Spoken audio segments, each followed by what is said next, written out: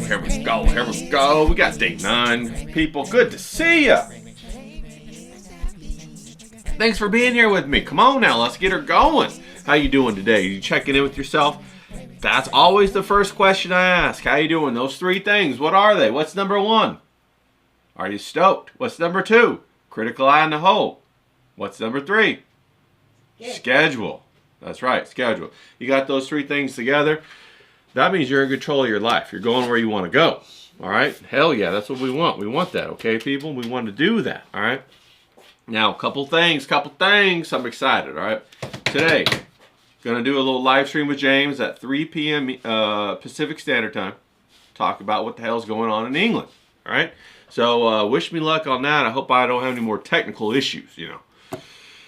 Got to get that thing reliable, you know what I'm saying? All right, and then tomorrow we're going to have a little bit of Hillbilly Harry. Check in with him in the morning, and I'll probably include that in one of these videos tomorrow. So that's not going to be a separate thing, but it'll be here. We're going to go have a little chit-chat about what the hell's going on this weekend with Jared and his competition down there in Lima, Peru. It's a Grand Prix, okay? It's a Judo Grand Prix, so that's exciting. And we're going to be wishing him luck, all right? Then on Friday, we're going to talk to Ibai again, our favorite Basque guy from the Basque country up there in northern Spain, about what the hell's going on in Spain. What's going on, you know? So I'm very excited about that. And then I got a couple other things lined up to have a conversation about too, okay? So I'm stoked about that. We're going to get some of that new input into the community, all right? And I love having an international perspective of what else is going on, you know, because pattern recognition is a big thing. Big thing for me. I hope it's a big thing for you. Because I'm always trying to look and see and compare with the pieces of information that I have, with the patterns that I see, what's going on, how it's all lining up.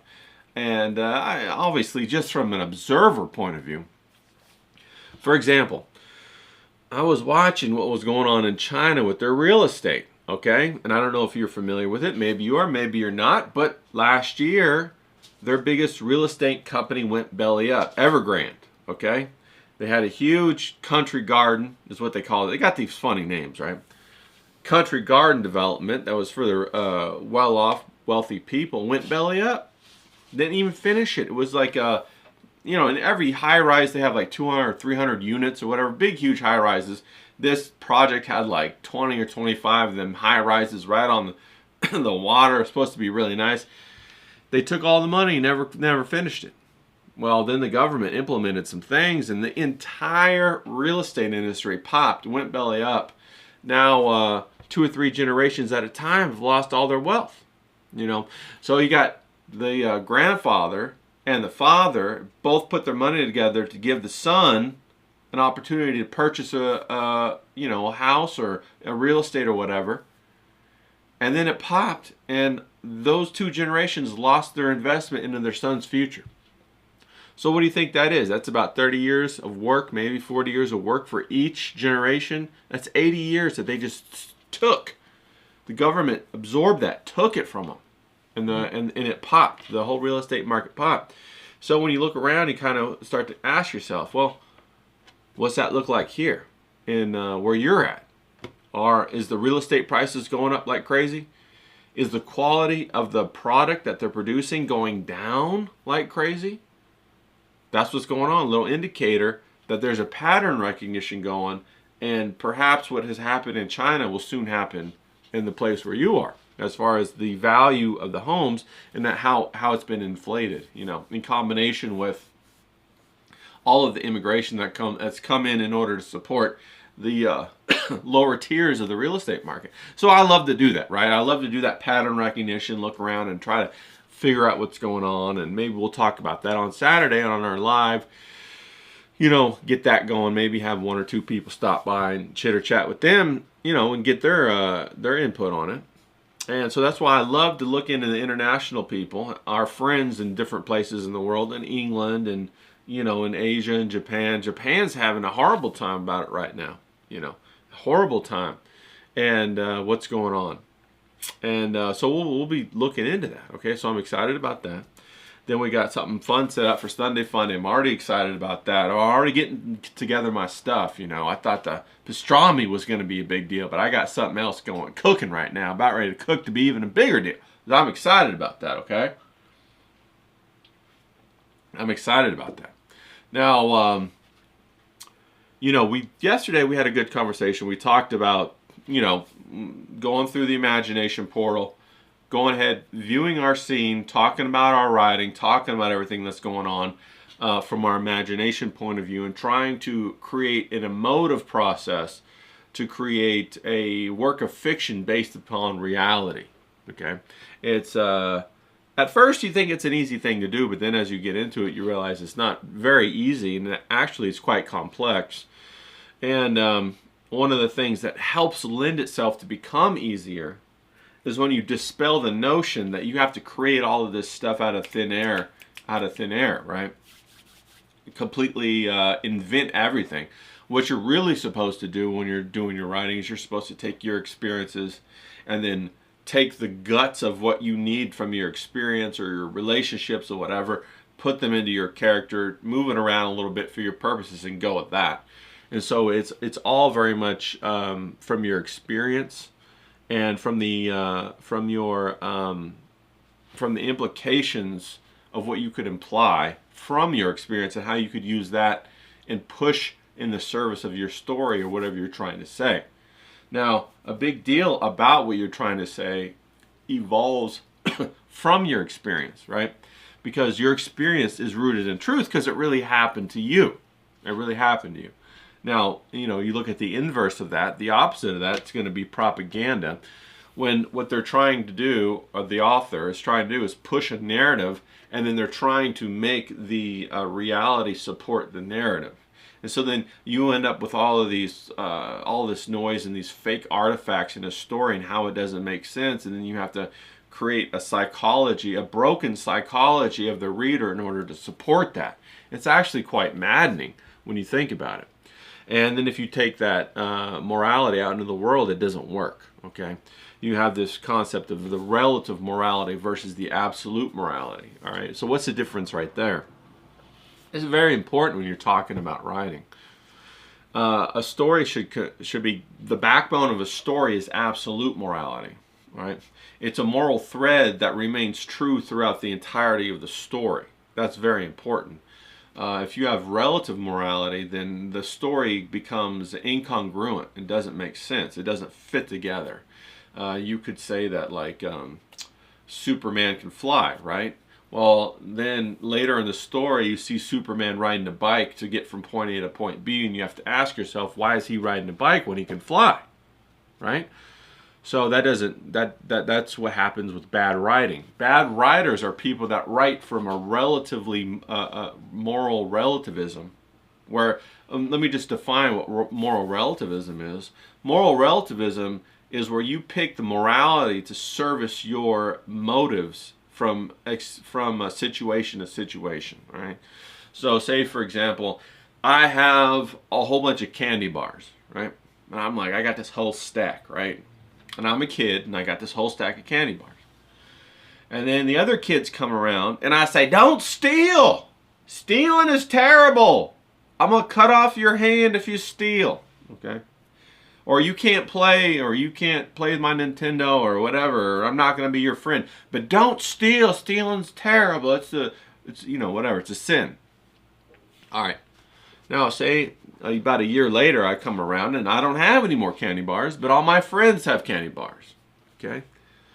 So then what do I say? I say, well, you know, a society should support the littlest ones around, the people who don't have. You should share with me because I don't have any candy bars and you have all the candy bars.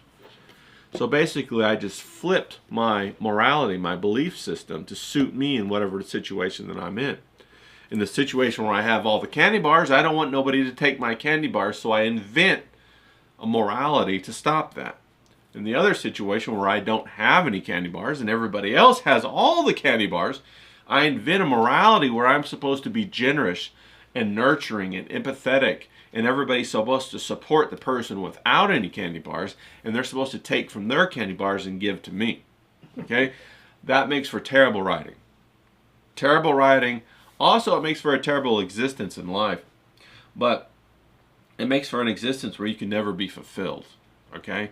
Because you're basically operating on a dopamine hit system, where you're basically trying to go through life and trying to, you know, fidget with people as if they were a slot machine so that you can get a dopamine hit, right? You can never get any lasting satisfaction. And we're seeing that more and more today. You see it with the Instagram women. You see it with the OnlyFans women. You see it with blah, blah, blah, blah. You get what I'm saying? You also see it with the boys. And this is very interesting. I was watching Caleb Hammer the other day. And Caleb's the guy who does the financial checks. You know, people come on his show and he goes through their whole financial records and says, well, you don't got any money, but you're sitting here spending $2,000 going out to eat. What the hell is that all about, right? So I'm watching this, and this is the one where a feminist, the wife or the girlfriend walks off stage, and the guy, he's got like ratty hair and a big mustache and all that kind of stuff, and they're both younger, and I think they're from Mississippi. They're from they're down there in the you know, along the I don't know what they call it down there, but they're on the ocean or whatever in Mississippi, Panhandle or something like that. I don't know what they call it. I'll try to put the link to that video down in the description, okay, guys? So you can watch it. It's hilarious, all right? And it's a perfect example of relative morality from both parties. Now, what I was speaking about was when boys are coddled and they don't grow into men, they become these disgusting moral relativists themselves. And they look to wound the people around them to protect themselves, okay? Now, you'll see this on display in this video quite clearly. This guy's with this girl, and she's out of his league, right? But he somehow has got her, and every chance he gets, he erodes her confidence. He devalues her every chance he gets. Well, it was your fault. Well, you should have known. Well, I told you. Well, you're just dumb. Blah blah blah blah blah. And he's a 24-year-old, and she's a 22-year-old. You know. And you know, from my point of view, the buck always stops with the man, right? That's how I look at it. If I'm in a relationship with a woman, it's my responsibility to make sure that we're both taken care of. It's my responsibility to make sure that we're safe, we're financially secure, that we go to the good restaurant. If the restaurant's not good, then it's my choice to give us a better experience and go to a better restaurant, okay?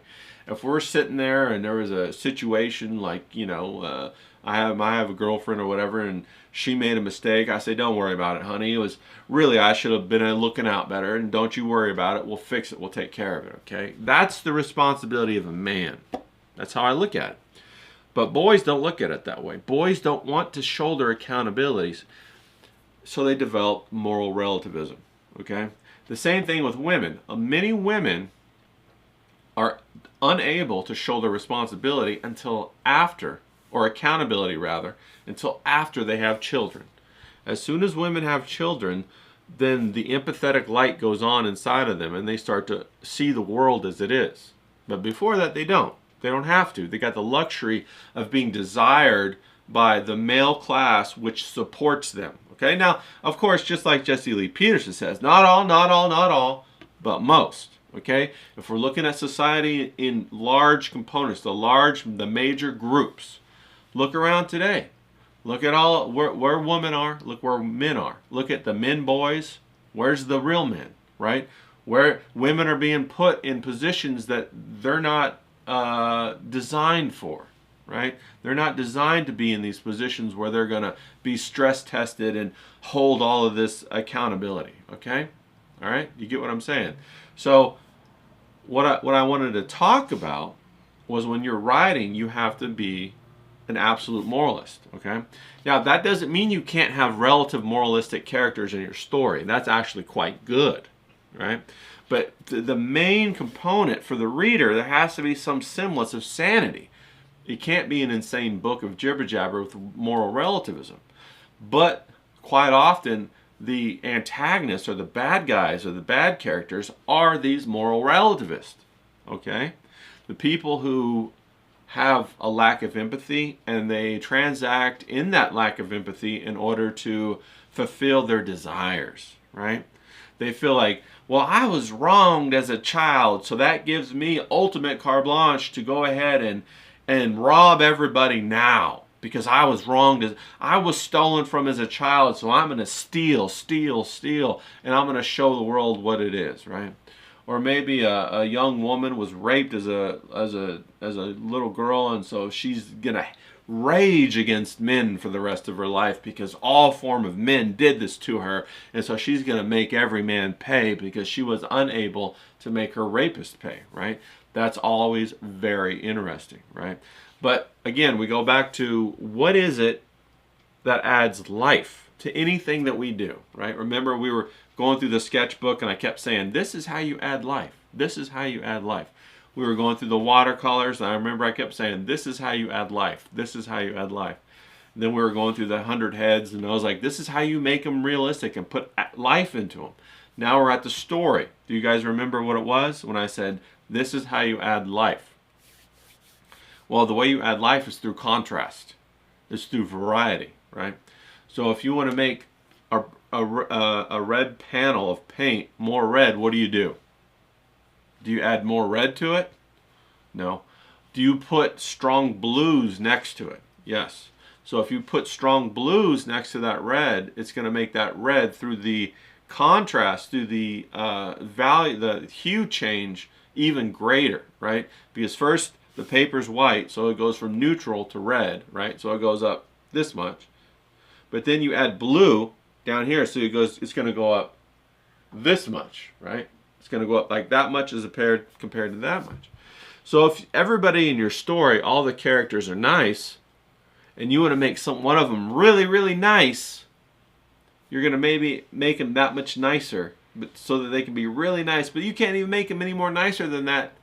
How do you make a bigger contrast? Well, you introduce somebody really evil, okay? Then when you put that really evil person down here next to the really nice person up here, you see that contrast, that big time contrast between the difference of the characters, and that gap shows you how far apart they are, okay, when you compare the two, right? So that's what you want to do. You want to have the backbone of your story be absolute moral so that people can follow it. Then you want to put in these relative moralists in between in your story so that people can see the contrast between the absolute moralist and the relative moralist. And then it'll even make your protagonist, your champion of your story, the good person, stand out even more. Now, of course, I'm assuming that you're writing with the intention of having a good person be the main protagonist of your story. And to be honest with you, even evil people think that at some level that they're good, right? Or else they wouldn't be doing what they do. Now, the reason why they might think that they're good is like if you look at an alcoholic. And the alcoholic knows that he shouldn't be drinking that alcohol, right? But when they are drinking the alcohol, they're, they're experiencing life to the fullest from their point of view. And so what happens is they give themselves excuses after excuses after excuses in order to drink that alcohol, or eat that cake, or be an addict, whatever it is. An addict always gives themselves an excuse. They're always entitled. Okay, somebody didn't do enough for them. All right, this is the last drink for me. I'm gonna have one more, and then that one more never ever stops. Okay. Or maybe I never got to party in my 20s, so my 40s are my new 20s, and I'm going to have a little bit of something, right? Or maybe the mom had 2 or 3 kids, and she says, well, my husband took away, you know, the youth of my beauty, so I deserve to have a wine. Or, you know, these kids run me ragged, so, you know, only way I can make it through the day, all this hard work I'm doing, is this Long Island iced tea that I'm having, right? These are all lies, right? They violated our first agreement. Remember we talked about that? The truth agreement, right? They're violating that truth agreement in order to justify the behavior that they want to do, okay? It could be a whole stack of a miniature Snickers bars that they keep in their glove compartment, right? And after work, they get out of work and they say, the boss is always so hard on me, I need a blah, blah, and then they shove their mouth, right?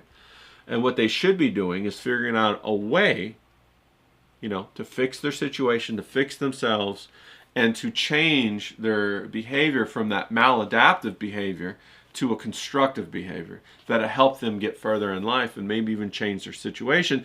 And that's exactly what you're doing here right now with me. You're doing a good behavior, okay? We're training ourselves. That's the point of my 30-day challenges, right? That's the entire point, is to change your life through the excitement of creation, okay? Because if you can find that creation is a drug that can't be matched, which it is, but that it can't be matched, then you're going to automatically fall into harmony with how you're supposed to live. Do you got me? And that is the easy way to get to success, okay? Now, quite often that view of to get to success, that path is obscured. People don't see it, okay? For a lot of different reasons. One of the big reasons is because they can't control their critical eye. Their critical eye jumps up and says, you ain't shit, whatever, blah, blah, blah, all this kind of stuff, and it beats them up. So they give up before they try. Or the critical eye lies to them and says, that hill's so big to climb, you know, because you didn't start climbing it when you were 5 years old, you'll never climb it now. You'll never make it, okay? Now, the thing is, you got to throw them critical eyes in the hole, because they distort reality. As soon as you put your intention into going the right direction, opportunities, relationships, the landscape opens up to you. You didn't see it before, but it opens up to you. New opportunities present themselves. New experiences jump out at you. And before you know it, the world is working with you to try to help you achieve your goals. And you didn't count on that because you've been isolated, right? For whatever reason. Bad childhood, bad choices, put in prison, I did drugs, whatever the reason is. Who cares what the reason is, right? Because the reason doesn't matter, because we can all shed that like a skin. We can all shed those reasons like a skin, and we can all use our mind to project or propel ourselves into the life that we want, into a better life. We can all rise out of our filth. That's what we're trying to do. We're all trying to rise out of our filth. Why do you want to wallow? That's the question. And once you understand that wallowing is just immaturity, that's all it is. Wallowing is immaturity. It's a desire to punish somebody who hurt you, which is immaturity. Okay? You have to sit up. You're laying there in the gutter, in the mud, covered in mud. You have to sit up. Open your eyes from wallowing. You know, when you wallow, you roll around in that mud like a piggy. Okay? Like a pig. You got to sit up, wipe the mud away from your eyes, and sit there for a minute and look around and see the truth of what you're sitting in. And see that you've chosen to sit in that. And then stand up and then start to walk away, start to clean yourself, and start to have a better life. And that's what these 30-day challenges is. That's what writing's all about. Okay? When you're writing, you're trying to communicate value to your reader. How are you going to communicate value to your reader if you're wallowing just like they're wallowing? You have to add something more that they don't have in their life, right? If you have a problem, you have to get a solution from outside of yourself. Otherwise, you would have already solved your own problem, right? That's a big philosophical concept, okay? So you have to make the decision to stop wallowing. You have to be honest with yourself. You have to stand up and have these conversations with yourself. You have to love yourself, embrace yourself on the inside, unite those different voices back into the authentic person that you are, and then express that story, okay? And that takes not a relative moralistic standpoint, but an absolute, because you want to be absolute, right? You want to have that thread, that cohesive thread that pulls everything together, okay? You run it through, and then you tighten it up, and it pulls everything together, and that's what you want. And then you want to take that, and you want to punch your reader in the face with it. Quite literally, you want to punch them in the face with it. So they're bowled over, knocked down, okay? Now, I know I rambled on for a little bit about it, but that's what good writing is, okay? And then the surprises that come out of truth is better than any fiction you could ever make. And I think that is a big piece of wisdom, a big piece of enlightenment that people don't realize. They think that, well, if I go into fantasy, blah, blah, blah, it's going to be whatever, impressive, incredible, unimaginable, but that's not the truth. The greatest surprises come through the truth. They come through a situation, and then the resolution comes in such an unexpected way, but then once it presents itself, it smacks you right in the face, and you're like, there it was the whole time. How did I never see this? That's incredible. And that's what the absolute truth will yield for you, okay? And we cannot escape the absolute truth, because that is this environment that we live in this world, whether you want to believe it or not. Sure, some people have built up other people around them, like in a cult, so that those people can exist within a relatively moralistic bubble within those people. But those people have to absorb the absolute truth, the consequences themselves, and protect that little person on the inside. That person on the inside of that cult is using all of those people like to absorb the pain of consequences, and they're a shield. Okay? They're the ones that absorb the wealth. They're the ones that absorb the relationships. They're the ones that absorb the sexuality. They're the ones that absorb the freedom. And what do they give to these people? A dream, an illusion. They put them all under delusion. It never comes true. It ends up that all these people are broken, and what does the person in the middle do? They get up, they take their riches, and they start over again with a new group of people. And they create that bubble to protect them.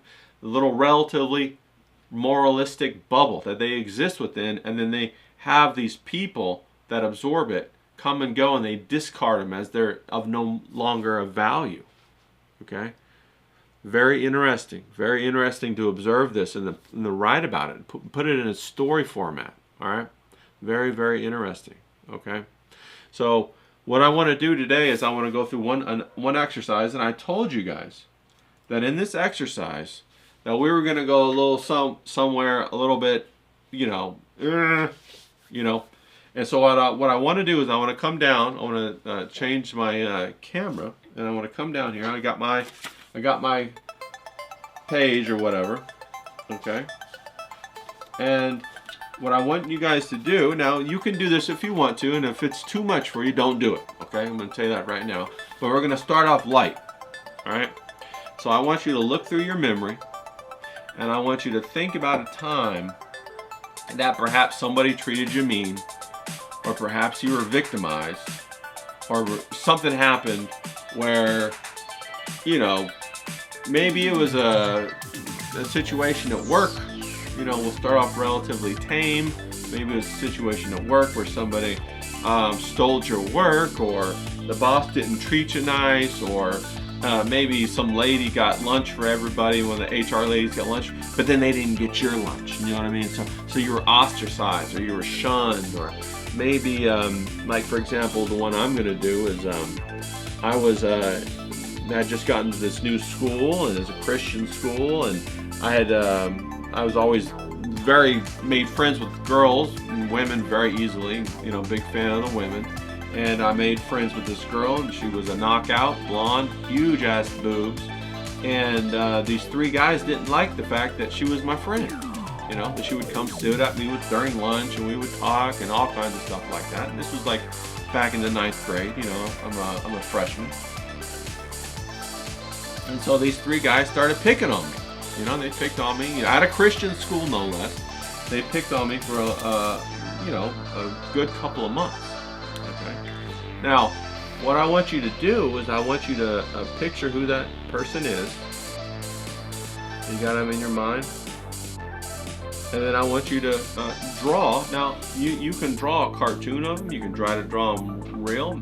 You can draw the way that they made you feel. Okay? You can go ahead and draw them in any way that comes out. Right? So I'm just going to draw the three guys. And they would follow me around during lunch. And one time they threw an apple at me, at my head, from across the lunchroom, just to hit me in the head with an apple. And of course they would follow me around when school got out and I was waiting for my ride, you know, in the car. And they would follow me around.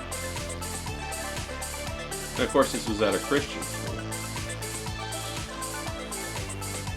And so I was always really worried about that, you know. It made me feel anxious and afraid and all that kind of stuff. And they wore these big weird ass trench coat kind of things, you know.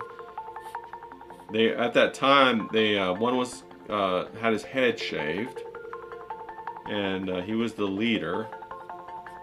You know, and I still remember that today. You don't forget it once you get traumatized like that. But you know, we're gonna make it work for us, okay? And so they were all mad at me because I was friends with this girl, and she was very attractive. You know, at that time I really wasn't into girls. I was playing baseball on the varsity team, and I was all excited about baseball and all that kind of stuff. And so I got you know, I had my ideas in other places, and I was thinking about going to college and all of that. Even as a freshman, thinking about going to college, you know, very focused on academics, and I guess these guys weren't, you know. That makes sense, huh? And this was the time, back in the time when they wore big pants, you know. I don't know if you guys remember that. They wore big pants, big belt buckles, and everything like that. And what I want you to do, here I got them right here, day 9. What I want you to do is I want you to think about, how did that make you feel? Okay? What was some of the emotions that you felt? And can you, if you close your eyes, can you hear your breath? And can you remember the smells, and can you remember exactly how that made you feel? Okay? And then write down how it made you feel. Maybe 2 or 3 words. I felt panic,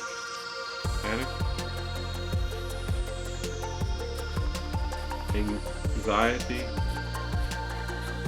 and dread. That's how I felt. That's how that group of people made me feel. Okay, this was in 9th grade. There we go. And throwing the apple on my head was really the straw that broke the camel's back. Alright, come back up to 1 if you would. Getting hit in the head with an apple in the middle of the lunchroom, that changed everything. That set off a spark of rage inside of me. Okay? And that changed it all. I'll tell you about how it changed it later. But the important thing is to take that memory, draw it down on here, and then capture and record what those emotions were that were associated with that memory. And if y'all couldn't tell by now, we're making up a little memory bank right here. Each card is going to contain a memory bank, okay, that are going to aid us when we go ahead and make our story. Here in a couple more days, we'll go ahead and get to day 14, and then we'll start jumping into that. Okay, so what I want you to do is look at these exercises like you're mapping out the gold that you've come across in your own life through your experiences, and we're mapping them out, and we're putting them in card format so that we can visually see them. And they're like touchstones, right? So that when you see the image, when you read the words, it can snap you right back there to that memory, to that emotion, okay? And you can slip very quickly into your imagination through the portal and write from that point of view. With this emotional charge, you're going to charge yourself emotionally, okay? And that's how we're going to pull off this fantastic writing from the experiences and your lived life. We're going to mine that gold, and we're going to take that gold, spin it into different pieces of valuable jewelry in a story, okay? And that's what we're going to do in these next 14 days, okay? So after the first 14 days are done, the next 14 days, we're on day 9, okay? So we got 5 more days to go, people, all right? Then we're going to get to it. So let's go out there, let's kick some ass. I want you to kick some ass. Let's go, Jared. All right.